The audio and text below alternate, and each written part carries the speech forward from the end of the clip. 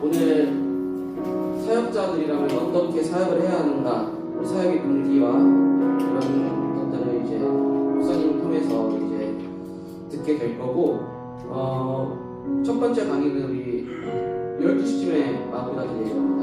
12시쯤에 마무리가 되고 쉬는 시간 좀 가진 다음에 우리 김은채 부리더장님이 이제 우리 청년교구 노션에 대한 사용법을 알려주겠다 합니다. 그래서 전체적으로 보면은 한 1시 반쯤에 종료가 될 예정이고요. 1시 반에 종료되면은 다 같이 블레싱 카페 지하 1층 내려가서 식사 교제를 하고 마무리가 될 예정입니다. 이 점 참고해 주시고, 지금 계속해서 사람들이 오고 있는데 한 번씩 각 파트마다 이런 체크 한 번씩 수시로 해주세요. 그리고 이제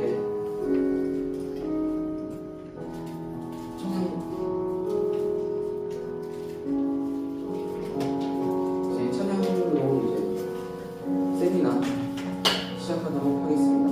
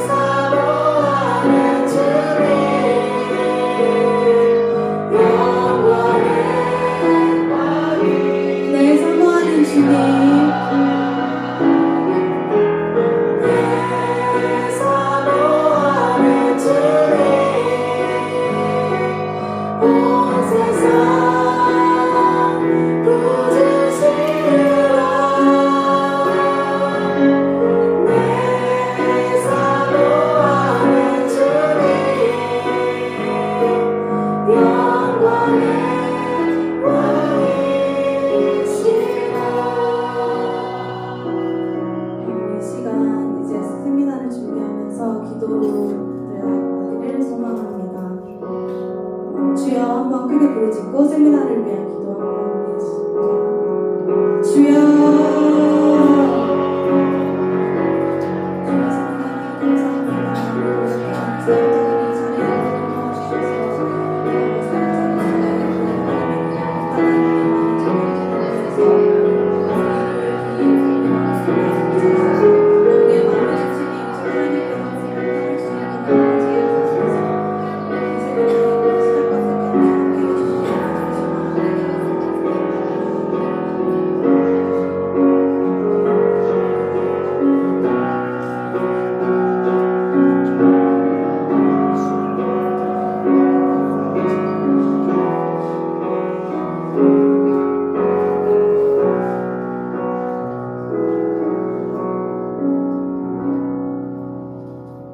사랑의 하나님, 오늘 이렇게 사역자로 세워진 청년들이 함께 모여서 사역 세미나를 진행하게 하니 오직 주님의 능력을 의지하여서 지치지 않고 기쁨으로 맡은 사역을 감당할 수 있길 소망합니다.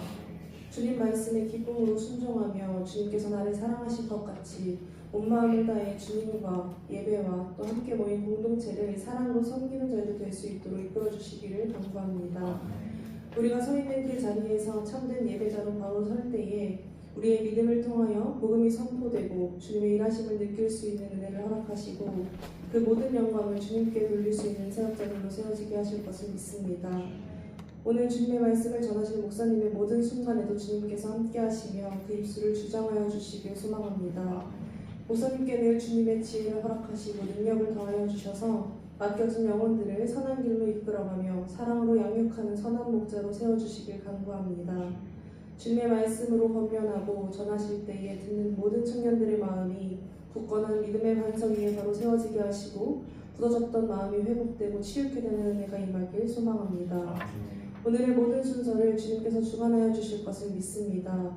모든 순간 주님께서 함께 하실 것을 믿으며 마음을 다해 기도드리니 우리의 기도를 들어주시고 주님의 방법대로 모두 이루어주시길 소망합니다. 사랑합니다. 감사합니다. 이 모든 말씀 살아계신 예수 그리스도의 이름으로 기도드립니다. 아멘.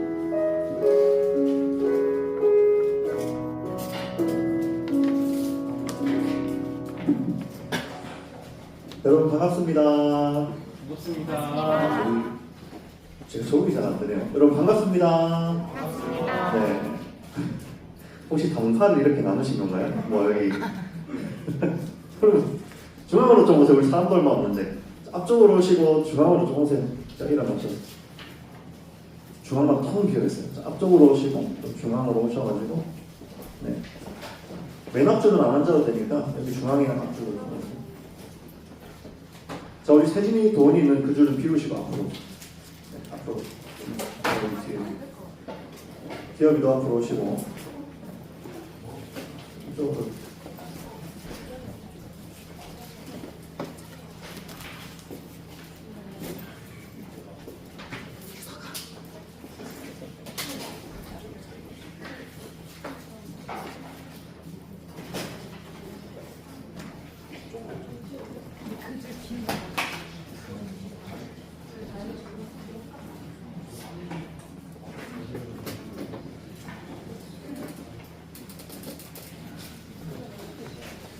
자,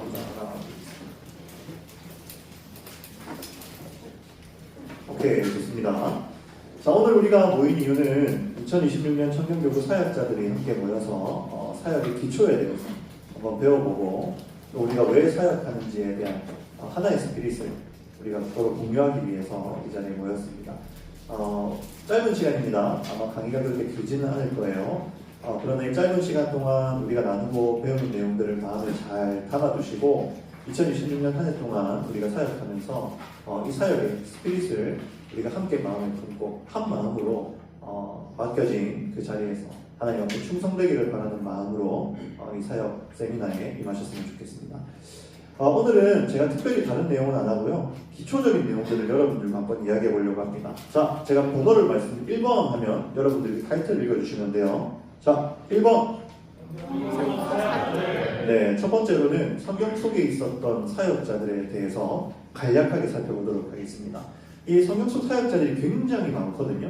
그런데 그 중에서도 오늘 우리가 꼭 알아야 할 몇 가지만 제가 가지고 왔어요. 그래서 성경 속에서 과연 사역자들이 어떻게 일하고 있었는지, 그리고 그 성경 속 사역자들의 명맥을 이어서 오늘 우리가 어떤 사역자들로 서야 하는지에 대해서 먼저 이야기를 할 거고요. 자, 2번.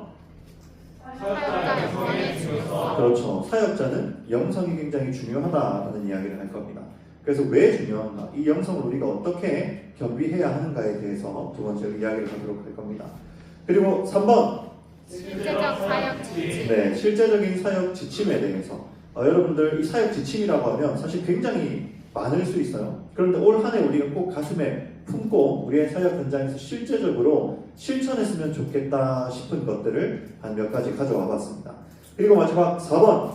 2026 청년교구 사역. 네, 2026년도 청년교구 사역에 대해서 구체적으로 한번 쉐어하면서 이거 우리가 오늘 배운 내용들을 어떻게 하면 올 한 해 사역 속에 잘 적용시켜 나갈 수 있을지를 함께 생각해보는 시간을 가지려고 합니다. 자, 성경 속 사역자들 첫 번째는 뭐냐면요. 글씨가 좀 작죠? 여기서 안 작네요. 모세를 도운 사역자들입니다. 이스라엘 백성들이 애굽에서 탈출한 이후에 이제 40년 동안 광야에서 생활을 하게 되죠. 민수기 1장을 보면 당시에 이스라엘 백성의 전쟁에 나갈 수 있는 인구의 수가 대략 한 63만 3천 명이었다고 봅니다. 몇 명이라고요? 63만 3천 명. 전쟁에 나갈 수 있는 20세 이상의 남자 정도, 성인 남자의 숫자를 계수한 겁니다. 자, 그러면 이 성인 남자의 숫자만 63만 명이었으니 전체 이스라엘 숫자는 한 몇 명 정도 됐을까요? 한 대충 평균 곱하기 4를 합니다. 그래서 한 200만 명 정도 됐을 것이다 라고 보기도 하고요. 그리고 사실은 이스라엘 백성들만 있었던 게 아니라 그들과 함께 길을 걸어가던 거류민들도 그 안에 같이 있었어요. 그러다 보니까 최소가 200만 명이고 많으면 한 300만 명 정도 됐을 거다라고 봅니다. 여러분 300만 명 데리고 길을 걸어본 적 있으십니까? 없으시죠? 아마 이번 수련회 때 조금의 스포이긴 하지만 이제 여러분들 가족별로 한 10명 정도가 좀 넘는 인원들이 함께 이제 길을 걷게 될 것인데 아마 기상천외한 일들을 여러분이 겪게 되실 거예요. 저마다 각기 제 길로 가고 성인인데 길을 잃어버리고 아마 그런 일들이 있지 않을까 싶은데요. 200만 명, 300만 명을 끌고 가려면 얼마나 다사다난하고 얼마나 고된지 우리는 감히 예상할 수도 없을 만큼 힘든 길이었을 겁니다. 그런데 200만 명, 300만 명을 끌고 나온 사람이 몇 명이었죠? 한 명. 몇 명이었죠? 한 명. 누구였습니까? 모세였단 말이에요. 그래서 처음 이스라엘 백성들이 딱 애굽에서 탈출했을 때 모세 한 명이서 이 200만 명을 끌고 가려고 하니까 얼마나 머리가 터졌겠어요. 얼마나 질서도 없고 그리고 그 안에서 혼돈과 그 안에서 일어나는 다양한 문제들 때문에 골머리를 앓았겠냐라는 거예요. 그리고 실제로 모세는 엄청난 문제들 속에서 골머리를 앓고 있었어요. 이 광경을 보던 모세의 장인 이드로라는 사람이 있습니다. 누구라고요? 이드로라는 사람이 있어요. 다 알고 계시죠? 교회 학교 때 다 배우셨을 거라고 생각합니다. 이드로라는 사람이 모세에게 찾아와서 제안해요. 모세야, 사위야, 너가 혼자 그 일들을 다 감당하려고 하지 말고 너와 함께 그 일들을 감당할 수 있는 사역자들을 좀 세워보면 어떻겠니? 라고 제안해요. 우리 앞에 있는 말씀 출애굽기 18장 21절을 같이 한번 읽어보도록 하겠습니다. 시작! 너는 또 온 백성 가운데서 능력 있는 사람 곧 하나님을 두려워하며 진실하며 우리 안에 이를 미워하는 자를 살펴서 백성 위에 세워 천부장과 백부장과 59장과 19장을 삼아. 아멘. 자, 이게 바로 모세 시대에 출애굽 시대에 세워졌던 사역자의 시초입니다. 이드로가 모세에게 너와 함께 지금 네가 맡고 있는 일들을 나누어서 할 수 있는 사람들을 좀 세워라. 그들과 함께 네가 하고 있는 그 직무들을 조금 나누어라 라고 제안을 해요. 그런데 그 사람들을 아무나 잡아와서 사역을 나누라 라고 말하는 게 아니라 어떤 자격 조건을 이야기하고 있죠? 하나님을 두려워하며 진실하며 불의한 이익을 미워하는 자라는 자격 조건을 달고 있어요. 오늘 제가 몇 번이고 강조하겠지만 여러분 사역자는요, 물론 사역은 누구에게나 열려 있어요. 누구나 이 사역자로서 세워질 수 있습니다. 그러나 여러분들이 기억하셔야 할 것은 그 사역자로서의 합당한 자격 조건을 갖출 수 있어야 된다는 점을 여러분들이 반드시 기억하셔야 돼요. 좀 더 쉽게 말하면 아무 생각 없이 그냥 뭐 일하면 되는 거 아니야? 이거 내가 잘할 수 있는 일인데? 이거 내가 좀 그냥 해볼 만한데? 그래서 하는 게 사역이 아닙니다. 사역자는 그에 합당한 자격 조건을 반드시 갖추어야 돼요. 이것은 성령적 사역자들의 그 세워지는 모습 속에서 우리가 분명히 발견할 수 있는 모습입니다. 어쨌든 이드로는 모세를 도울 사역자들을 세우기를 제안했고, 그리고 그 세우는 과정 속에서 하나의 조건, 하나님을 두려워하며 진실하며 불의한 이익을 미워하는 자를 세우자라고 제안합니다. 그리고 모세는 이 제안을 따라서 사역자들을 세워요. 출애굽기 18장 25에서 26 같이 한번 읽어봅니다. 시작! 모세가 이스라엘 무리 중에서 능력 있는 사람들을 택하여 그들을 백성의 우두머리 곧 천부장과 백부장과 오십부장과 십부장을 삼으매 그들이 때를 따라 백성을 재판하되 어려운 일은 모세에게 가져오고 모든 작은 일은 스스로 재판하노라. 아멘. 이드로의 제안대로 사역자들을 세워서 그들에게 권한을 넘겨줍니다. 그리고 사역자들은 그 권한을 위임받아서 자신들이 맡은 사람들을 재판하기도 하고, 여러분 재판한다라는 것은 단순히 지금 우리 그 판사님들이 이렇게 뭐 유죄, 무죄 이것만 재판이 아니라 시시비비를 따지고 우리가 살아가는 그 삶의 일상적인 기준을 세우는 걸 의미해요. 오늘날 우리나라는 입법부와 그리고 사법부가 분리되어 있죠. 그런데 이때는 그런 체계적인 시스템이 없단 말이에요. 그러니까 저마다 자기 소견에 오는 대로 내가 옳리, 네가 옳리 하면서 그 모든 생활 속에서 일어나는 다양한 문제들이 있었다는 거예요. 민사적인 문제들. 그런 문제들까지도 재판할 수 있는 권한을 위임해줘서 그 지도자들이 직접 자신이 맡은 공동체들을 재판하고 그들에게 질서를 부여하면서 함께 모세가 지고 있었던 그 사역들을 나누어 지기 시작했다라는 것입니다. 그래서 여기서 우리가 한 가지 중요한 포인트를 짚을 수 있는 것은 마지막 줄을 보세요. 어려운 일은 모세에게 가져오고 모든 작은 일은 어떻게 재판했어요? 스스로 재판했어요. 그래서 사역의 또 하나의 중요한 핵심 포인트가 뭐냐면 자립입니다. 자치예요. 자치와 자립을 여러분들이 잘 생각하셔야 돼요. 여러분 보통 우리가 직장 생활에 물들어 있다 보니까 또는 어릴 때부터 학교 생활에 물들어 있다 보니까 위에서 상달되는 오더에 따라서 움직이는 걸 우리가 주로 인식하고 있어요. 체득하고 있어요. 그런데 우리가 사역할 때에 우리의 사역의 방향성은요, 누군가가 지시하는 그 지시를 이행하는 방식의 사역 스타일이어서는 안 됩니다. 우리의 사역은 철저하게 자치와 자립이 기반이 되어야 돼요. 물론 이 자치와 자립을 하는 근거가 있어요. 이건 뒤에 가서 제가 설명드리겠습니다. 무슨 말이냐면 내 마음대로 내가 하고 싶은 대로 사역하라는 뜻이 절대로 아니에요. 자치와 자립의 기준이 있습니다. 당연히 하나님의 말씀이겠죠. 그리고 그 기준 안에서 각자가 맡은 그 자리에서 스스로 자발적으로 여러 사역들을 이행할 수 있어야 된다는 이야기를 하고 있는 거예요. 그래서 각자에게 맡겨진 역할이 있고 그 역할을 따라 스스로 생각하고 판단하여서 그 사역들을 만들어내고 실행하는 과정들이 우리 가운데 필요하다라는 것입니다. 그렇다면 우리가 여기까지만 보면 사역자를 그냥 사람의 필요에 따라 세운 것처럼 보이잖아요. 그죠? 모세가 힘드니까, 모세가 일이 많으니까 그냥 자기를 좀 나누려고 사역자를 세웠나 보다 라고 생각할 수도 있어요. 그런데 여러분, 이건 단순히 모세가 자기 일이 힘들어서 세운 게 아닙니다. 왜냐하면 하나님께서 모세에게 사역자를 세우도록 명령하고 계시기 때문이에요. 민수기 11장 16절을 같이 한번 읽어봅니다. 시작! 여호와께서 모세에게 이르시되 이스라엘의 노인 중에 내가 알기로 백성의 장로가 지도자가 될 만한 자 70명을 모아 내게 데리고 와 회막에 이르러 거기서 너와 함께 서게 하라. 아멘. 여러분, 이건 굉장히 놀라운 명령입니다.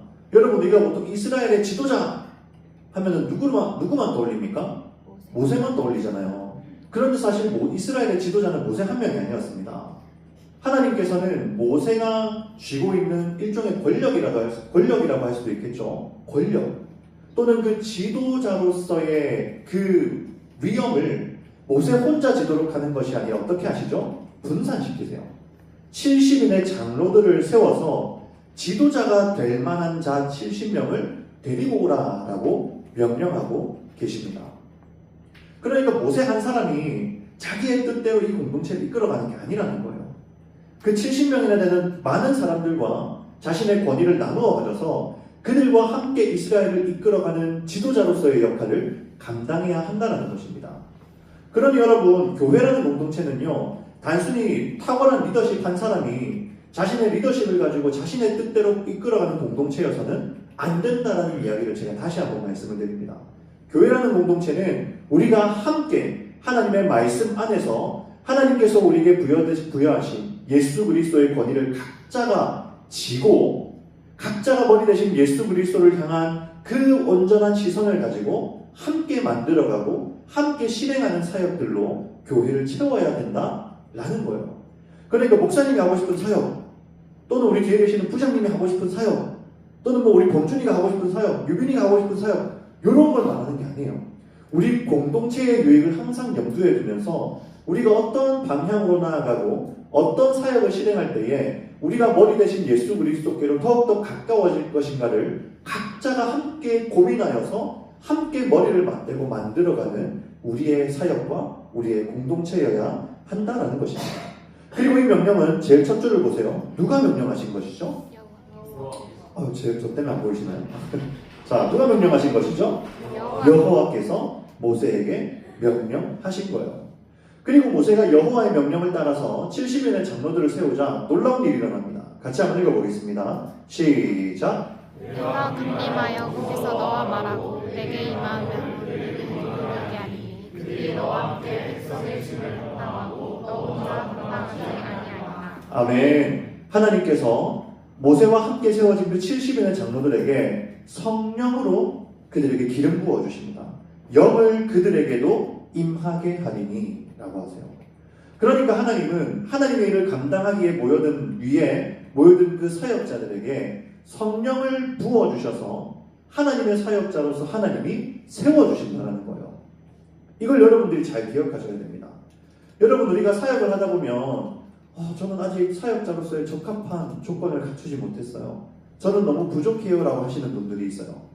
여러분, 그러나 나의 부족함 때문에 그 사역에 대한 자신감을 잃어버리고 저는 사역 못해요 라고 하기보다는 그 사역을 내가 감당하기로 작정하고 하나님 앞에 설 때 하나님께서 나에게 기름을 부으셔서 나를 세워가실 것도 우리가 기대할 수 있어야 된다는 거예요. 이 70인의 장로들이 얼마나 탁월한 사람이었는지 모르겠어요. 얼마나 대단한 사람이었는지는 모르겠습니다. 그러나 사람의 능력으로 하나님의 사역을 감당하는 데는 분명히 한계가 있어요. 그렇기 때문에 하나님께서는 그 장로들에게 영을 그들에게로 임하게 하여서 하나님의 영의 능력으로 말미암아 뭘 하게 하시죠? 백성의 짐을 담당하게 하십니다. 그러니 여러분들이 사역의 자리에 설 때에 나 혼자 내 힘으로 이 사역을 감당한다라고 생각하시면 안 돼요. 내가 하나님의 일을 감당한다라는 그 분명한 확신 속에 여러분들이 사역의 자리에 서 계시잖아요. 그럼 여러분에게 누가 역사하십니까? 하나님이 역사하세요. 성령 하나님께서 여러분 가운데 더 뜨겁게 역사하신다는 사실을 기억하셔야 돼요. 그래서 우리는 예수 그리스도의 이름으로 예수 그리스도 안에서 사역의 자리에 머무를 수 있어야 됩니다. 그러면 그 사역자로서 얼마나 큰 영적인 유익을 우리가 누리게 되는지 몰라요. 그 영적인 유익들이 뭐가 있었느냐? 여러분, 시내산에서 하나님이 강림하셨을 때 보통 우리가 하나님을 대면한 사람은 누구만 떠올립니까? 누구만 떠올려요? 모세 한 사람만 하나님과 대면하여 봤다고 알고 있잖아요. 잘못 알고 계신 거예요, 여러분. 자, 출애굽기 24장 1절 위에 있는 겁니다. 같이 한번 읽어봅니다. 시작. 또 모세에게 이르시되 너는 아론과 나답과 아비후와 이스라엘 장로 70명과 함께 여호와께 올라가 멀리서 경배하고. 아멘. 하나님께서 시내산에 강림하셨을 때 누가 여호와께 함께 나아가서 하나님을 경배했죠? 이스라엘 장로 70명과 함께 갔죠. 하나님께서 세우라고 명령하셨던 그 사역자들과 함께 하나님 앞에 나아갑니다. 그 뒤로 어떤 일이 있죠? 밑에 말씀 9절부터 11절 읽어봅니다. 시작. 모세와 아론과 나답과 아비후와 이스라엘 장로 70명이 올라가서 이스라엘 하나님을 보니 그의 나라를 천국을 반듯하고 하나님께서 이스라엘 중요한 자들에게 소멸되지 아니하시고 그들의 하나님을 보고 왔습니다. 아멘. 천국을 편듯하고는 제 장점을 제가 하나하나 다 쳐가지고 못합니다. 봅니다. 자, 여러분, 이스라엘 장로 70인도 하나님께서 시내산에 강림하셨을 때 함께 하나님 앞에 나아가서 하나님을 뵙고 먹고 마십니다. 이게 바로 여러분 사역자의 굉장히 큰 유익이에요. 굉장히 큰 정도가 아니죠. 최고의 유익입니다. 하나님을 그 누구보다 가장 가까이서 대면할 수 있는 유익이 있어요. 삶을 허비하지 말라는 책에서 여러분들이 발견하셨는지 모르겠지만 여러분 우리는 예수 그리스도의 그 십자가의 길을 따라 걸어가기 시작할 때 십자가를 지신 예수 그리스도를 만날 수 있다는 표현을 합니다. 존 파이퍼 목사님. 그러니까 우리가 사역의 자리에서 그 사역의 자리에서 경험하는 그 예수 그리스도의 십자가, 오래 참음, 때로는 고통, 아픔, 또는 사람 관계 속에서 겪는 여러 가지 어려움들, 또는 사역으로 내가 겪는 번아웃, 육체적인 힘듦, 육체적인 고통, 그런 것들을 우리가 함께 겪어내면서 그 안에 하나님을 찾으며 묵묵히 십자가를 질 때에 내 앞에 먼저 십자가를 지신 그 예수 그리스도, 전혀 그 십자가를 지실 이유와 그리고 이유가 없으시지만 그저 우리를 사랑하신다는 그 분명한 사랑 하나만으로 우리를 대신하여 모든 고통을 담당하시고 우리가 해야 할 일, 우리가 져야 할 책임을 대신 지신 그 예수 그리스도를 우리가 마주할 수 있다는 거예요. 그게 사역자의 유익입니다.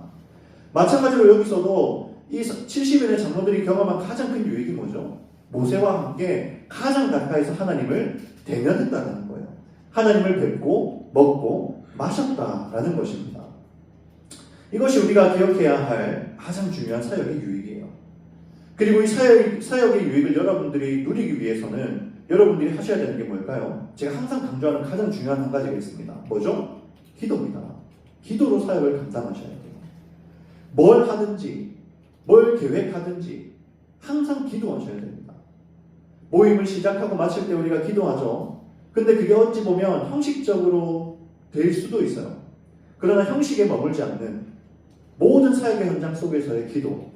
여러분 우리 지난 4년 동안 각자 사역자로서 서시면서 여러분들이 사역의 현장 속에서 겪는 여러 가지 어려움들이 분명히 있을 거라고 생각해요. 그죠?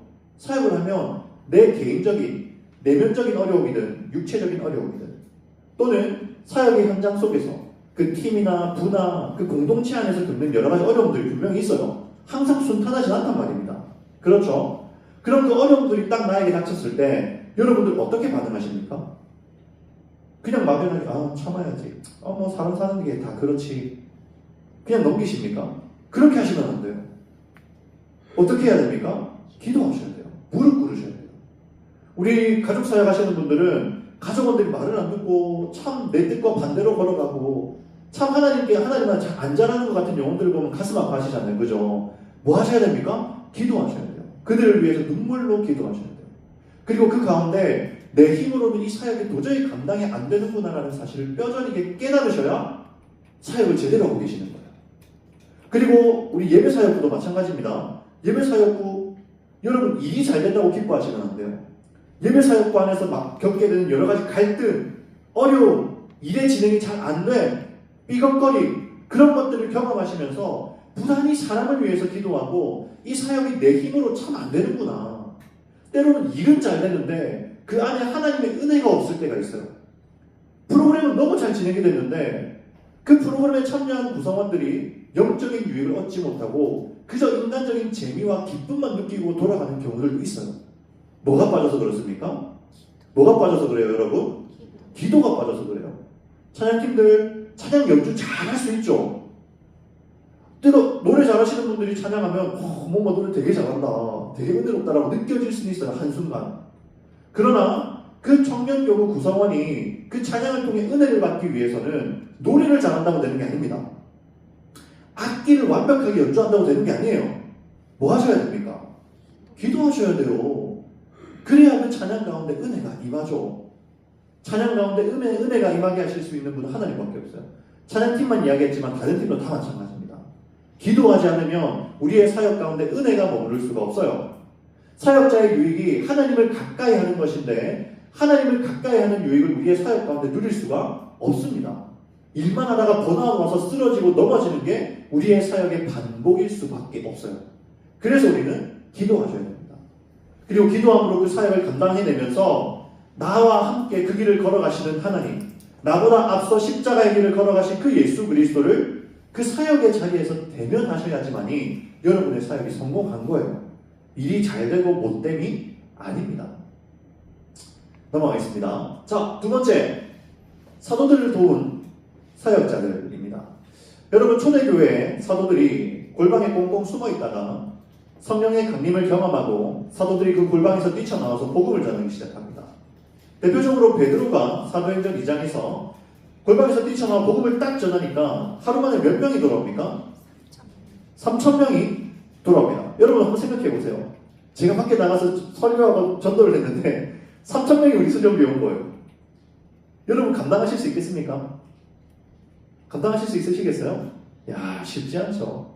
감당이 안 되죠. 사실 우리 지금 청년부 지난주에 우리 81명 왔는데, 자, 우리 보자. 우리 작년 리더장님 지금 81명이 감당이 됩니까? 감당이 안 되죠. 여러분 3,000명이 왔으면 얼마나 힘들었겠어요.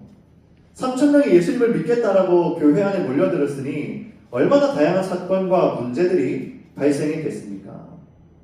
자, 그 중에서도 대표적으로 매일의 구제에 빠지는 사건이 있어요. 우리 같이 한번 이 말씀 읽어봅니다. 시작! 그때 제자가 더 많아졌는데 헬라파 유대인들이 자기의 과부에 매일 구제에 빠짐으로 히브리파 사람을 원망하니. 아멘. 자, 여러분 여기서 잠깐 번외의 이야기지만 잘 기억하십시오. 여러분, 매일의 구제, 이게 뭐냐면요, 초대교회에 참 어려운 지체들이 많았어요.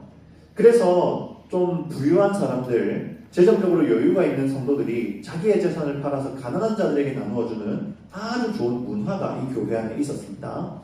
그래서 부자들이 내어놓은 그 헌금들을 가지고 매일마다 일용할 양식이 없는 지체들에게 양식을 나누어주는 사역들을 시행하고 있었어요. 자, 여러분에게 질문드립니다. 자, 교회의 본질을 생각할 때 여러분 이 사역을 안 하면 교회가 무너집니까? 아니면 사역을 안 해도 크게 상관은 없습니까? 어떻습니까? 교회의 공식적인 사역으로서 무조건 해야 되는 사역입니까? 사실 그렇지는 않아요. 왜냐하면 개인의 구제로도 충분히 할 수 있죠. 개인적으로 도울 수도 있죠. 그러나 이 교회가, 예루살렘 교회가 사도들의 가르치는 그 말씀을 따라서 교회 전체가 지향하는 사역 중에 하나가 매일의 구제였다는 거예요. 다시 한번 정리합니다. 매일마다 어려운 지체들을 하나하나 찾아가서 그들을 매일마다 일용할 양식으로 먹이는 것, 반드시 교회에서 해야만 하는 사역은 아니에요. 개인적으로 해도 되는 일입니다. 그러나 사도들이 가르치는 그 복음의 메시지, 말씀을 따라서 교회가 지향하는 사역들이 있다는 거예요. 제 말이 이해가 되십니까? 그리고 그 지향하는 사역들 중에 하나가 뭐였다는 거예요? 뭐였다는 겁니까? 매일의 구제였다는 거예요. 개인이 해도 되지만 교회 전체가 한 마음을 품고 실행하는 사역이었다는 거예요. 여기서 여러분이 기억하셔야 할 것 한 가지가 있습니다. 뭐냐? 여러분 매 주일마다 제가 우리 청년교구에게 선포하는 말씀이 있죠. 그 말씀을 그냥 한 귀로 듣고 흘리시면 안 되고 여러분 각자가 맡고 있는 그 사역의 현장에서 어떻게 하면 이 사역으로 이걸 실현해낼 것인가를 늘 고민하셔야 됩니다. 이게 여러분들이 해야 할 과제예요. 아까 제가 이스라엘 이야기할 때 말씀드렸죠. 여러분 이 공동체를 어떻게 이끌어갈 것인가는 탁월한 리더십 한 사람이 선택하고 결정해서 이끌어가는 방식이어서는 안 돼요.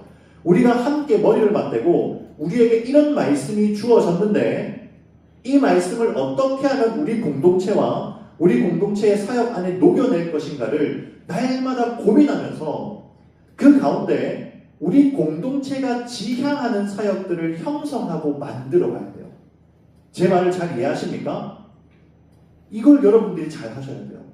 그래야 언젠가 박선민 목사가 청년부를 떠나도 우리 청년교구가 가지고 있는 그 스피릿, 우리 청년교구 안의 그 영적인 문화, 우리 청년교구가 지향하는 사역의 지향점은 변하지 않아요. 무슨 말인지 이해가 되세요? 맨날 수직적으로 목사님이 시키는 것만 수동적으로 맨날 하고 맨날 목사님이 원하는 것만 막 하잖아요. 그러면 나중에 목사님 바뀔 때마다 청년교구가 사역 스타일도 바뀌고 이리 갔다가 저리 갔다가 귀청귀청한단 말이에요. 그렇게 돼서는 안 된다는 거예요. 우리가 한마음 한뜻으로 함께 만들어가는 사역, 우리 교회가 지향하는 사역들이 있어야 된다는 겁니다. 그걸 함께 만들어가는 거예요. 그걸 하기 위해서 기초적인 작업이 뭐라고요? 주일날 말씀이 선포됐을 때 그 말씀을 여러분 각자가 그 사역의 자리에서 어떻게 실현할 건가를 고민하고 그 고민한 것들을 내 사역의 현장에서 실천하고 실현하는 연습을 하셔야 돼요. 이걸 여러분들이 계속 하셔야 됩니다. 부딪히셔야 돼요. 마치 걸음마 하는 아기처럼 아기가 막 오늘부터 걸음마 해야지 벌떡 일어나서 걸어다니지 않잖아요. 뭘 잡고 일어나기도 하고 쓰러지기도 하고 맨날 뒤로 자빠져가지고 울기도 하고 그렇게 하면서 애가 걸음마 하는 방법을 배우는 거란 말이에요. 마찬가지로 지금 여러분들이 거치셔야 하는 과정은 그겁니다. 말씀을 가지고 내 사역에 적용하기. 그걸 해야 내 삶에 적용하기도 가능해져요. 뒤에 가서 설명드릴 겁니다. 그걸 해야 내 삶의 말씀을 적용하는 것도 가능해져요. 이걸 여러분들이 잘 기억하셔야 됩니다. 어쨌든 이 초대교회가 지향하는 사역 중에 하나가 매일의 구제였어요. 매일마다 어려운 지체들을 돌아보는 것. 그런데 이것이 잘 안 됐습니다. 왜냐하면 사람이 하는 일이다 보니까 삐걱거리죠. 헬라파 유대인들이 자기의 과부들이 매일의 구제에 빠짐으로 히브리파 사람을 원망하니, 그러니까 이 매일의 구제를 주도권을 잡고 있던 사람이 히브리파 사람입니까? 헬라파 사람입니까? 제 질문이 어렵습니까? 자, 잘 보세요 여러분. 자, 헬라파 유대인들이 자기의 과부들이 매일의 구제에 빠져서 히브리파 사람을 원망했어요. 매일의 구제를 주도적으로 그 사역을 이끌고 가던 사람들은 헬라파였을까? 히브리파였을까? 히브리파였어요. 히브리파 사람들이 매일의 구제 사역을 주도권을 쥐고 담당하고 있었어요. 그런데 헬라파 사람들이 보기에 히브리파 사람들이 저 매일의 구제를 하는 저 사역의 모양이 좀 형평성이 맞지 않다 라는 생각을 하게 된 거예요. 그리고 거기서 서로 분쟁과 불화가 발생하게 됩니다. 그리고 그 불화 속에서 이들이 택한 방법이 뭐냐? 바로 집사를 세우는 거예요. 사역자를 세우는 겁니다. 같이 한번 읽어봅니다. 시작! 12사도가 모든 제자를 불러 이르되 우리가 하나님의 말씀을 제쳐놓고 접대를 쌓는 것이 마땅하지 아니하니 형제들아 너희 가운데서 성령과 지혜가 충만하여 칭찬받는 사람 7을 택하라. 우리가 이 일을 그들에게 맡기고. 아멘. 여기서 사도들이 말하는 게 뭐죠? 집사를 세우자.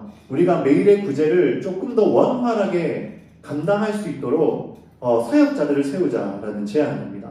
그리고 그 사역자들이 누구냐면 바로 집사예요. 마찬가지로 집사에도 자격 조건이 있습니다. 아무나 불러다가 야, 너 집사해. 너 잘 돌볼 것 같아. 집사 좀 한번 해봐. 이렇게 하잖아요. 자격 조건이 뭐죠? 성령과 지혜가 충만하여 칭찬받는 사람입니다. 그리고 이런 사람 7을 택하여서 그 다음에 뭐죠? 우리가 이 일을 그들에게 맡기고 라고 이야기를 하고 있죠. 그러니까 그 교회가 지향하는 사역이 있고 그 지향하는 사역을 우리 교회 안에 실현하기 위해서 사역자를 세우는데 그 사역자들의 자격 조건이 뭐라는 겁니까? 성령과 지혜가 충만하여 칭찬받는 사람 7을 택하라는 것입니다. 그렇다면 이 사역의 목적이 뭘까요? 여기에 나타나 있습니다. 목적! 하나님의 말씀이죠. 그렇죠. 하나님의 말씀이 이 공동체 안에 더 잘 세워지고 더 녹아들도록 하기 위해서 사역자들을 세웁니다. 잘 기억하십시오 여러분. 하나님의 말씀을 제쳐놓고 접대를 일삼는 것이 마땅하지 않기 때문에 사역자들을 세워서 이를 분배하고 이를 통하여 뭘 지향하는 거죠? 우리 교회가 더 하나님의 말씀 앞에 견고하게 세워져 갈 수 있는 그 방향성을 지향한다라는 것입니다. 그리고 제가 이건 다루지 않지만 집사의 자격 조건들을 구체적으로 담고 있는 본문은 디모데전서 3장 8절부터 13절입니다. 궁금하신 분들은 한번 찾아서 읽어보시기를 바랍니다. 자, 그렇게 사역자들을 세워서 각자의 역할을 분배하고 사도들은 그 말씀을 전파하고 가르치는 일에 딱 집중하여서 각자가 맡은 역할, 그 직분에 충성하자 교회가 어떤 결과를 맞게 되죠? 같이 한번 크게 읽어봅니다. 시작! 하나님의 말씀이 점점 왕성하여 예루살렘에 있는 제자의 수가 더욱이 많아지고 허다한 세상의 분위도 이 교회에 복종하니라. 아멘. 하나님의 말씀이 더 왕성하여져서 믿는 사람이 자꾸만 많아지고 사람만 많아지는 게 아니라 그 도에 복종하는 사람들도 점점 늘어나기 시작해요. 놀라운 역사죠. 그리고 우리 교회가 지향해야 할 모습입니다. 여러분, 교회 부흥은요, 교회 부흥은 단순히 관계만으로 이루어지는 게 아닙니다. 단순히 성도들을 쥐어짜내서 전도시킨다고 교회 부흥이 이루어지는 게 아니에요. 성경에서 특별히 초대교회의 모본에서 발견할 수 있는 교회 부흥의 근본은요, 바로 우리의 사역에 있음을 기억해야 돼요. 그 교회가 지향하는 말씀에 근거한 사역, 그리고 그 사역들을 감당할 각자의 사역자들과 그 역할들, 그리고 그 서로가 서로의 짐을 지고 역할을 감당함 속에서 하나님의 말씀이 더욱더 견고하게 세워져 갈 때 그 말씀이 교회 공동체를 바로 세우기 시작하고 그 말씀이 왕성하여져서 믿는 자들이 교회 안에 계속해서 유입되기 시작하고 사람만 늘어가는 게 아니라 한 사람 한 사람이 그 말씀에 복종하여서 말씀 앞에 엎드리는 자들이 늘어나기 시작하는 것, 이것이 바로 교회의 올바른 모습이자 우리의 사역이어야 한다는 거예요.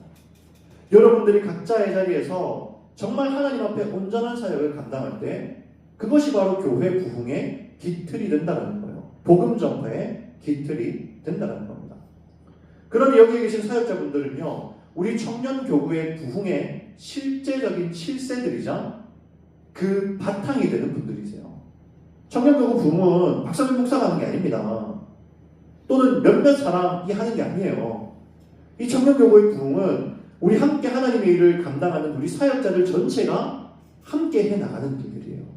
우리가 하나님의 일을 한 마음으로 감당할 때 교회 공동체는 자꾸 자라나고 왕성하여 진다라는 것입니다. 마찬가지로 이번에는 교회의 지도자들을 세우는 장면들을 우리가 볼 수 있는데요. 앞에 있는 말씀을 같이 한번 읽어봅니다. 시작! 제자들의 마음을 굳게 하여 이 믿음에 머물러 있으라 권하고 또 우리가 하나님의 나라에 들어가려면 많은 혼란을 겪어야 할 것이라고 각 교회에서 성도들을 택하여 금식 기도하며 그들이 드리는 주께 그들을 위탁하고. 아멘. 위탁이라는 단어 여러분 잘 주목하셔야 됩니다. 사도들이 가르쳐요. 뭐라고 가르치죠? 믿음에 머물러 있으라 라고 권하고 가르칩니다. 근데 이렇게 가르치고 나서 사도들이 그 가르친 내용대로 살도록 하고 그 가르친 내용대로 지키도록 하는 사람은 따로 있어요. 누구죠? 장로입니다. 장로를 세워요. 교회마다 장로를 택합니다. 그리고 그 장로들에게 그 하나님의 복음을 듣고 회심한 자들, 또 믿음에 머물러 있으라라는 이 말씀을 들은 자들을 위탁하여서 이 장로들을 통하여 그 사람들의 신앙을 세워가도록 일을 맡긴다라는 거예요. 단순히 본문에서만 이런 장면들이 등장하느냐? 아닙니다. 한 교회의 지도자인 디도서, 그 디도에게 보낸 편지인데요. 디도서에 어떤 내용이 있습니까? 같이 한번 읽습니다. 시작! 내가 너를 그레데 남겨둔 이유는 남기를 정리하고 내가 명한 대로 각 성의 장로들을 세우게 하려 함이니. 아멘. 이 부분 외에도 복음이 전해지고 그곳에 교회가 세워진 곳에는 항상 장로들을 세워서 그들에게 믿는 자들을 위탁합니다. 그리고 그 장로들은 또 그 믿는 자들에게 믿음에 굳게 서 있도록 하기 위하여 교육하고 가르치는 역할들을 함께 감당하기 시작하는 것이죠. 그래서 우리는 교회의 모든 사역들이 각자에게 위탁되는 사역이어야 한다는 사실을 기억할 필요도 있어요. 분산시켜야 됩니다. 우리의 사역은 계속 분산시켜야 돼요. 위탁해야 됩니다. 그래서 각자가 그 일들을 하나님 안에서 감당할 수 있도록 돕고, 내가 하나의 권위자로서, 지도자로서 내가 꼭 쥐고만 있는 것이 아니라 그것들을 계속해서 나누어서 함께 해나갈 수 있는 사역의 공동체로 만들어 가야 된다는 것이죠. 자, 여기서 장로의 자격 조건을 디도서 바로 다음 말씀에서 이야기하는데요. 이거 한번 잘 읽어보시기를 바랍니다. 읽습니다. 시작! 책망할 것이 없고 하나님의 남편이며 반항하다는 비난을 받거나 불순종하는 일이 없는 믿는 자녀를 분자야 할지라. 감독은 하나님의 청지기로서 책망할 것이 없고 제 뜻대로 하지 아니하며 급히 내지 아니하며 술을 즐기지 아니하며 불타하지 아니하며 더러운 이들을 탐하지 아니하며 오직 나그네를 대접하며 선행을 좋아하며 신중하며 의로우며 거룩하며 절제하며 믿건 말씀을 그대로 지켜야 하니 이들이 바르고 공면하고 거슬러 가라는 자들을 책망하게 하려 함이라. 아멘. 여기서 제가 여러분에게 강조하고 싶은 게 있어요. 여러분 잘 기억하세요. 장로가 해야 할 기능적인 조건이 있습니까? 없습니까?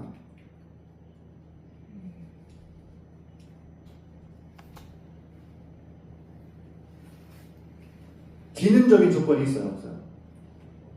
없죠.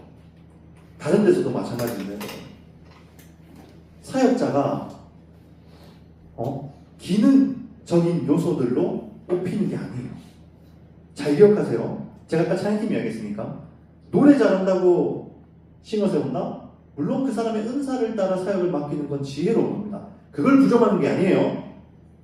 그러나 노래 잘하는 사람이 싱어로 사역하는 건 아닙니다. 그게 자격 조건이 되지 않아요. 노래를 못해도 찬양 사역을 할 수 있어요. 기획력이 떨어져요.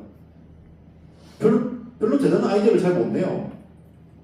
그럼에도 불구하고 하나님의 말씀을 우리 청년교구에 어떻게 실제적인 프로그램으로 이끌어낼 것인가를 소망하고 기대하는 사람이라면 기획부 할 수 있습니까? 없습니까? 할 수 있어요. 그러니까 머리 좋고 기획력 뛰어나고 회사에서 뛰어난 마케터라고 해서 기획부에 가는 게 아니라는 겁니다. 목사님 저는 이런 재능이 없어요. 저는 이런 거 잘 못해요. 괜찮아요, 여러분. 애초에 사역자를 뽑을 때 여러분 그 사역자를 우리는 기능적인 측면으로 자격 조건을 걸고 뽑는 게 아닙니다. 교회 공동체는 철저하게 영적인 기준과 유기체적 기준을 가지고 사역자들을 뽑아요.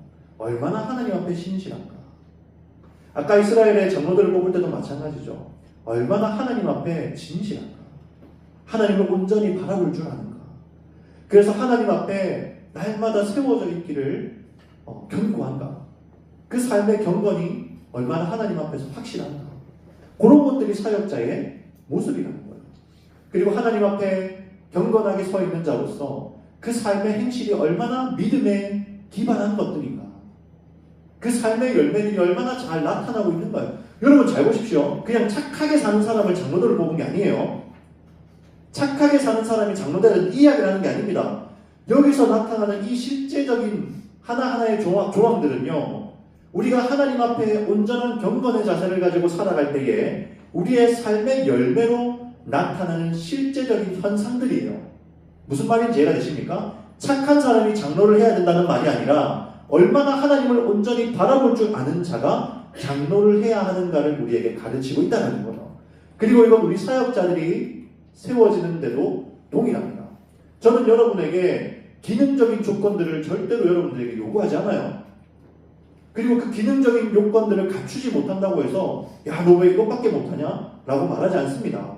그게 우리 사역자가 지향해야 할 바가 아니에요. 우리가 사역자로서 온전히 바라봐야 할 목표점이 무엇인지를 이 장로의 조건들을 보시면서 여러분 스스로가 한번 생각해 보시라는 거예요. 그래서 여러분 대한예수교 장로교회 지금 우리가 다니고 있는 수지수정교회의 교단위입니다. 같이 한번 읽어볼까요? 시작! 예, 이게 대한예수교 장로회 총회 합동까지가 원래 맞는데요. 그냥 이렇게 대한예수교 장로회 총회 아니면 대한예수교 장로회까지만 기억하셔도 괜찮아요. 자, 여러분 우리가 장로교회를 리폼드 처치라고 부릅니다. 알고 계십니까? 처음 들어보셨나요? 장로교회를 리폼드 처치라고. 물론 장로교회만 리폼드 처치라고 하는 건 아닙니다. 천주교에서 15세기에 정교개혁이 일어나면서 리폼드, 그러니까 개혁이 일어난 이후에 세워진 교회를 리폼드 처치라고 해요. 그리고 이 리폼드 처치의 그 스피릿, 그 정신을 가장 견고하게 움켜쥐고 지금까지 달려온 교단을 장로회라고 부릅니다.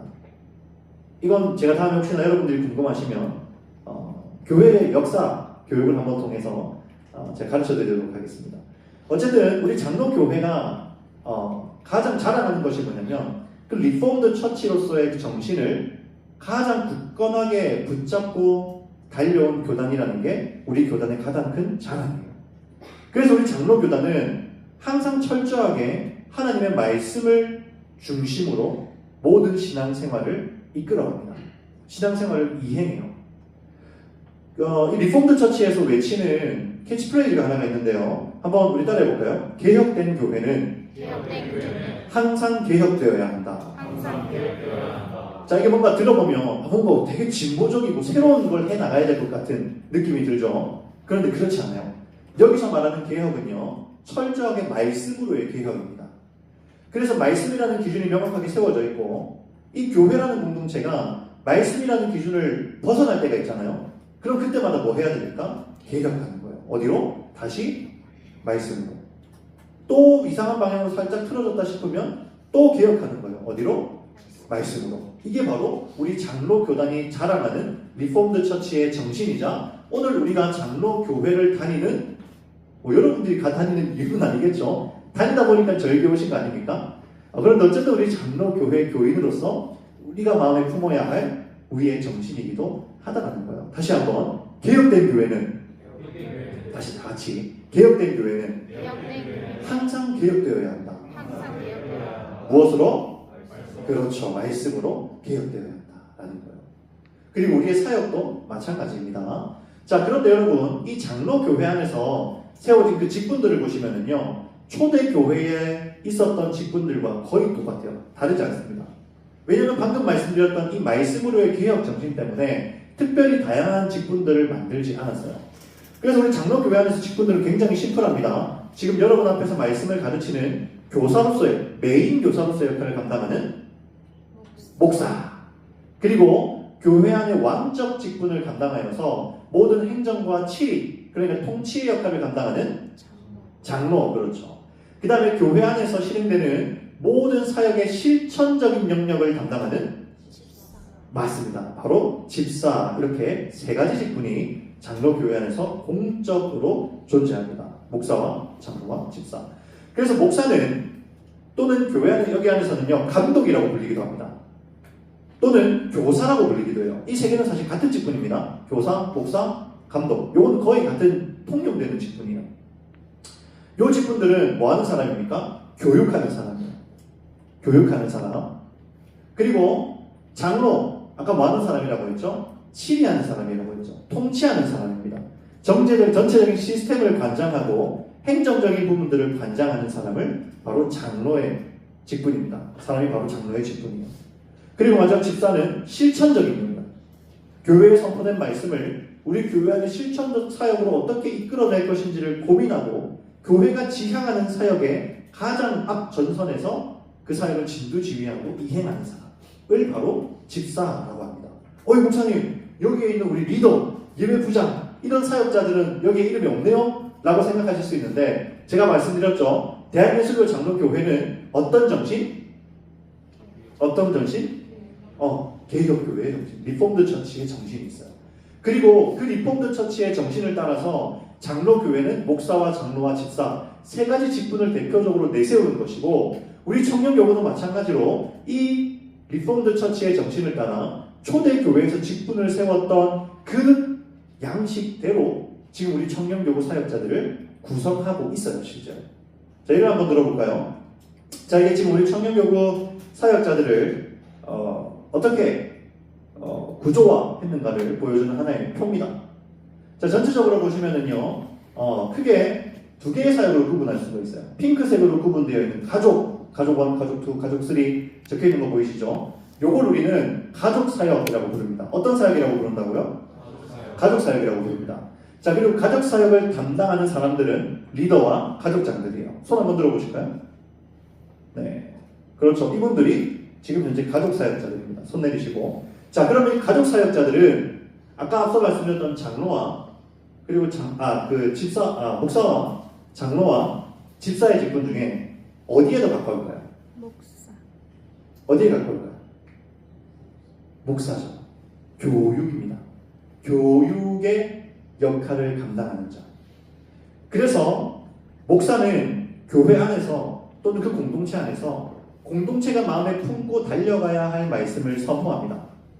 그럼 그 선포된 말씀을 각 가족원들에게 다시 한번 상기시키고 그들이 말씀을 가슴에 품고 살아갈 수 있도록 하는 사람들이 바로 리더와 가족장들이에요. 그 역할을 함께 분배받고 함께 부여받은 사람들이 가족사역에 속한 분들입니다. 그래서 가족사역에 있는 분들은 내가 교육의 역할을 이 수정교회 안에서 또 예수가족 공동체 안에서 감당하고 있구나라는 그 분명한 방향성을 인지하고 계셔야 돼요. 교육하시는 분들입니다. 가르치셔야 되는 분들이에요. 그러나 아까 말씀드렸죠. 저마다 자기 마음대로 교육하고 가르치는 것이 아니라 하나님의 말씀대로. 그리고 특별히 제가 지금 담당 목회자로 세워져 있기 때문에 지금은 제가 여러분들에게 가르치는 그 말씀대로 교육하고, 자, 그럼 예배사역. 예배사역은 목사와 장로와 집사 중에 어디에 해당할까요? 어디에 해당할까요? 그렇죠. 집사에 해당합니다. 그래서 이 집사로서, 집사는 어떤 역할을 감당한다 했죠? 따라해봅시다. 실천. 다 같이 따라해보세요. 실천. 그렇죠. 실천도 여러분 마음대로 실천이 아닙니다. 담당 목사가 말씀을 선포할 때에 그 말씀을 한 귀로 듣고 흘리는 게 아니라 마음에 품고 이 말씀을 우리 공동체 안에서 어떻게 하면 실현할 건가, 어떻게 하면 이 말씀이 우리 공동체 안에 적용되게 할 건가, 우리 청년교구 안에서 실천되게 할 것인가를 고민하셔야 되는 분들이 예배사역자분들이세요. 예배사역자분들 손 한번 들어볼까요? 손 한번 다 들어보세요. 그렇죠. 주로 예배사역자분들이 주님 손 든 거예요. 오케이. 내리시고. 좋습니다. 실천의 역할을 감당하시는 분들이라는 거예요. 그래서 여러분들은 말씀을 들을 때마다 이 말씀을 어떻게 하면 내가 현재 감당하고 있는 그 사역의 현장 속에서 실현해낼 것인가를 늘 고민하셔야 됩니다. 그리고 그 철학이 밑바탕이 된 사역들이 계속해서 나와야 돼요. 철학이 밑바탕이 돼야 돼요. 예를 들면 문서부 이번에 수련회 포스터 만들 때 그냥 내가 이쁜 캐릭터 갖다 붙이고 이렇게 내가 좋아하는 디자인 갖다 붙여서 만들지 않으시죠? 그렇죠. 그 청년교구 안에서 정해진 그 목표 말씀 그리고 주제에 따라서 그 말씀을 묵상하고 생각하면서 디자인하고 생각해서 포스터도 만들고 현수막도 만드시잖아요. 맞죠? 그렇게 하는 거예요. 그리고 다른 부서 사역들도 마찬가지입니다. 자연팀도 콘텐츠 할 때 그냥 내가 좋아하는 찬양, 나는 이 음악이 참 좋더라 이렇게 콘티를 짜지 않으시죠. 그 공동체가 한 해 동안 품고 있는 비전과 말씀과 또 그 주에 선포될 말씀이 무엇인지를 미리 묵상하고 그 말씀을 따라서 묵상하면서 콘티를 제작하죠. 기획부도 마찬가지죠. 프로그램을 기획할 때 애들이 좋아할 만한 거, 애들이 흥미를 가질 만한 거 아닙니다. 그렇게 하지 않으시죠. 그 수련회 또는 수련회 프로그램이면 수련회의 주제나 어떤 방향성을 가지고 있는지 그리고 그 공동체 안에 어떤 말씀들이 지금까지 선포되어 왔고 이 말씀들이 우리 공동체 안에서 어떻게 하면 잘 녹아들고 또 실제적인 실천으로 이어질 수 있을지를 고민하면서 프로그램을 기획하는 거예요. 다른 팀들도 다 마찬가지입니다. 그래서 우리 모든 사역자들은요, 가족사역이나 예배사역자들이나 말씀의 대언자들이에요. 가족사역자들은 주로 입으로 말씀을 가르치고 몸으로 본을 보이는 자들이라면 예배사역자들은 실제로 삶의 실천으로서 그 사역의 현장에서 하나님의 말씀을 풀어내는 자들이라고 생각하시면 됩니다. 그러면 한계가 비죠. 장로의 역할이 빕니다. 통치가 비어요. 통치가 빕니다. 이 통치는 어떻게 감당하고 있을까요? 리더십들이 있죠. 우리 저기 뒤에 계시는 부장집사님도 계시고 그리고 저도 리더십으로 세워져 있고 그 다음에 우리 예배사역 파트장님 손 들어보십시오. 예배사역 파트장님 계시고 그 다음에 리더장님이 지금 계시고 부리더장님 손 들어보십시오. 여기 계시고 이런 리더십들을 통해서 내주셔도 됩니다. 이런 리더십들을 통해서 치리의 역할을 감당합니다. 그리고 그 외에도 리더들 그리고 부장님들 치리의 역할을 감당하는 자들이에요. 그래서 그냥 치리하고 내가 가진 윤리적 기준, 도덕적 기준 또는 사회적 기준을 따라서 공동체를 이끌어가고 판단하고 재판하는 것이 아니라 철저하게 말씀의 기준으로 판단하고 그들을 이끌어갈 수 있는 여러분 리더십들이 되셔야 돼요. 말씀의 기준으로 치리하는 자들입니다. 그래서 여러분 사역자들 항상 다 뭐 하셔야 돼요? 바이블 아카데미 들어야 된다는 거 꼭 강조하고 있죠. 그래서 우리 모든 리더십들이 말씀으로 통치하는 역할을 감당하는 자들이다 라는 사실을 여러분들이 기억하셔야 됩니다.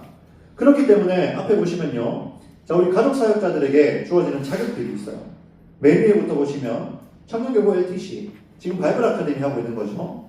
4학기 이상 수료, 리더들은 4학기 이상 수료하셔야 되고 가족장들이 2학기 이상 수료해야 돼요. 굉장히 중요한 자격 요건입니다. 왜 이걸 강조하는지 아시겠죠? 여러분들은 한 사람 한 사람이 하나님의 말씀을 삶으로, 실천으로, 입으로 풀어내고 선포해야 되는 한 사람들의 사역자들이에요. 그 역할을 분배받는 사람들입니다. 그래서 목사가 아는 만큼 여러분들도 알고 함께 그 말씀에 대한 스피릿을 품고 사역의 현장에 나서셔야 돼요. 이해하는 사람들이 아닙니다, 여러분.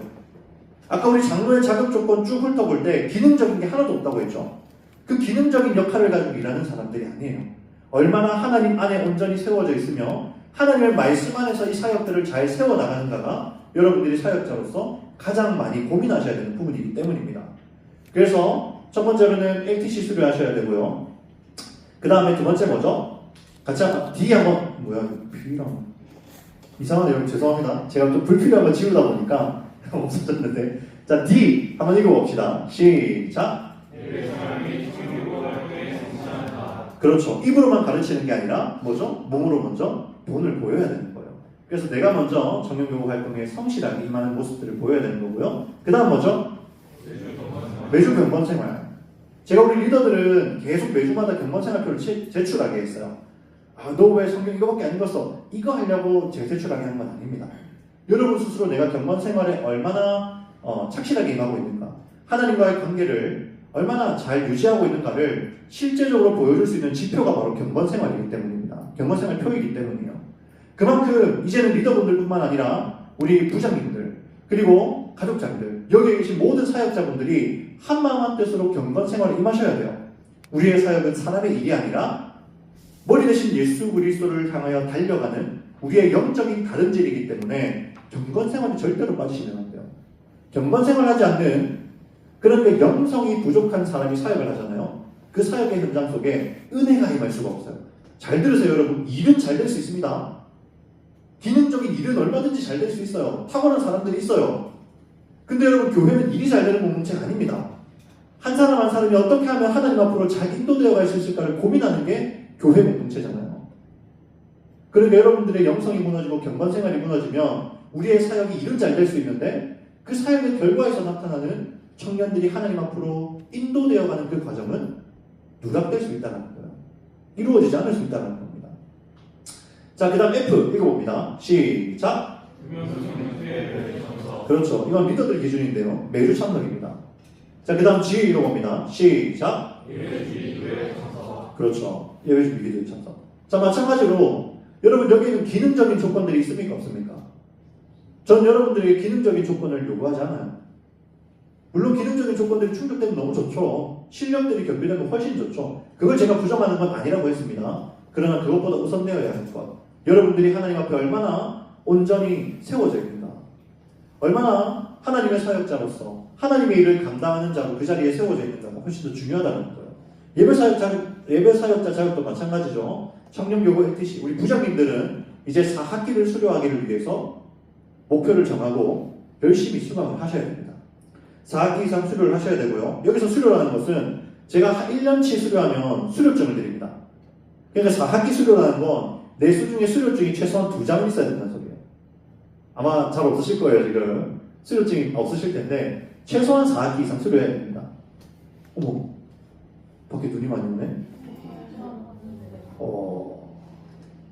예. 그리고 마찬가지로 예배생활 및 청년교구 활동에 성실하셔야 되고요.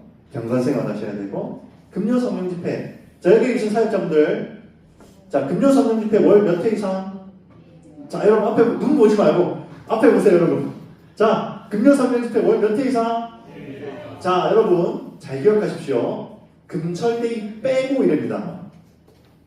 금철데이 왔다고 1회 충족했다고 하시면 안 돼요. 금철데이 빼고 이랍니다. 알겠죠? 물론 금철 안 왔다고 갑자기 야, 너 사역 그만해 이렇게 하지 않아요.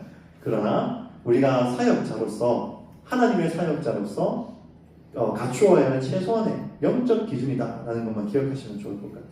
예배 준비 기도에는 여러분 잘 참석하고 계시고요. 첫 시간은 요걸 또 마치겠습니다. 아까 읽었던 말씀인데요. 같이 한번 읽습니다. 시작.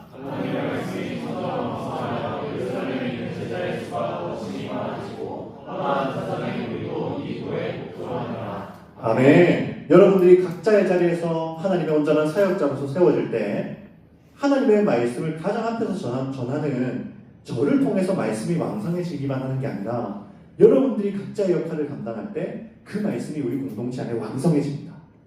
그리고 그 말씀이 우리 공동체 안에 세워져서 제자의 수가 점점점 많아져. 믿는 사람들이 계속 늘어나고 우리 공동체는 반드시 부흥해 갈 겁니다. 앞으로도 계속.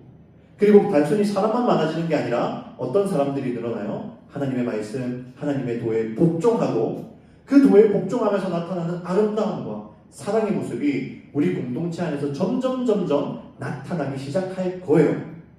그리고 우리는 그 역사적인 현장 속에 현재 있는 사람들이고 그리고 그 미래적인 비전을 품고 함께 달려가는 사역자들입니다. 이 목표를 여러분의 가슴에 품고 목사한 사람이 아니라 우리 사역자들 전체가 우리 교회를 세워가는 한 사람 한 사람의 사역자라는 사실을 기억하고 이 배운 내용들을 가슴에 품고 한마음 한뜻으로 원스를 이루어가는 우리 사역자분들 되시기를 바랍니다. 바랍니다. 자, 끝난 줄 아셨겠지만 이제 첫 번째 시간이 끝났습니다, 여러분. 쉬는 시간 성찬리더님 쉬는 시간 몇 분입니까? 하나씩 그대로 하십시오. 10분? 그러면 지금 15분이니까요. 25분까지 휴식하고 25분에 이 자리에 다시 모이도록 하겠습니다.